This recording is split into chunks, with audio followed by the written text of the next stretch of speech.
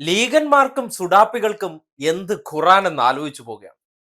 ഖുറാനെ പോലും മറന്നുകൊണ്ടാണ് മാങ്ങാണ്ടിയെ നിരന്ന് നിന്ന് സുഡാപ്പികളും കുറച്ച് ലീഗന്മാരും കൂടി ന്യായീകരിച്ച് മെഴുകുന്നത്.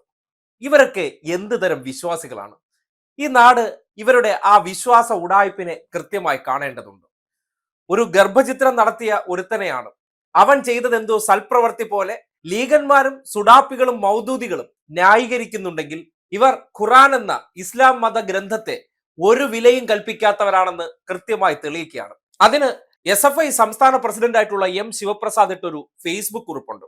കൃത്യമായിട്ട് നാടത് കേൾക്കണം. അതിൽ ഖുറാനിലെ 2 പ്രധാനപ്പെട്ട വചനങ്ങൾ ഉൾപ്പെടുത്തിക്കൊണ്ടുള്ള പോസ്റ്റാണ്. ആ പോസ്റ്റ് നിങ്ങൾ കേൾക്കുമ്പോൾ കേരളത്തിൽ ലീഗുകാർക്കും സുഡാപ്പികൾക്കും ഈ മതഗ്രന്ഥം എന്നൊക്കെ പറഞ്ഞാൽ അത് ഏതോ ഒരു പുസ്തകം മാത്രമാണ്, അതൊന്നും ഞങ്ങളുടെ ജീവിതത്തിൽ ഫോളോ ചെയ്യേണ്ട കാര്യമേ അല്ല, പക്ഷെ ഞങ്ങൾ ഇസ്ലാമാണ്, അവിടെയാണ് ഇസ്ലാം മതത്തെ ഈ നാടിന്റെ മുന്നിൽ ഒറ്റുകൊടുക്കുന്ന ഇവരുടെയൊക്കെ വിശ്വാസം നാട് തിരിച്ചറിയേണ്ടതെന്ന് പറയേണ്ടി വരികയാണ്. എന്തായാലും M ശിവപ്രസാദിന്റെ ആ സോഷ്യൽ മീഡിയ പോസ്റ്റ് നിങ്ങൾ കേൾക്കണം. ജീവനെ അന്യായമായി കൊല്ലരുത്. അൽ ഇസ്ര 17:33. അള്ളാഹു നിരോധിച്ചിരിക്കുന്ന ജീവനെ ന്യായമായ കാരണമില്ലാതെ നിങ്ങൾ കൊല്ലരുത്. ഖുറാൻ 17:33. നിർബന്ധിത ഗർഭചിത്രത്തിൽ അറസ്റ്റിലായാലും ലീഗിന്റെ പ്രചരണം രാഹുലിനായി അതിശക്തമായി തുടരും.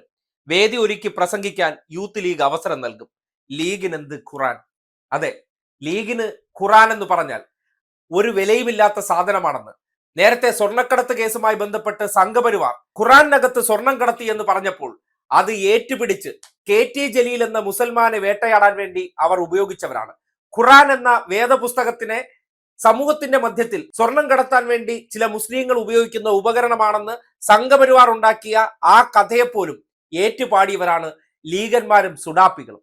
അവർ ഇന്നിപ്പോൾ ഗർഭചിത്രം നടത്തിയ അള്ളാഹു കൊടുത്ത ഒരു ജീവനെ നശിപ്പിച്ചതിനെ ഖുറാന്റെ വചനങ്ങൾ പോലും മറന്ന് ഇങ്ങനെ ന്യായീകരിക്കാൻ ഇറങ്ങി പുറപ്പെടുന്നുണ്ടെങ്കിൽ നിങ്ങൾ തന്നെ ചിന്തിച്ചു നോക്കൂ. ഇവർ 5 നേരം നിസ്കരിക്കുന്നത് എന്താണ്? ഒരു കാപട്യമാണ്.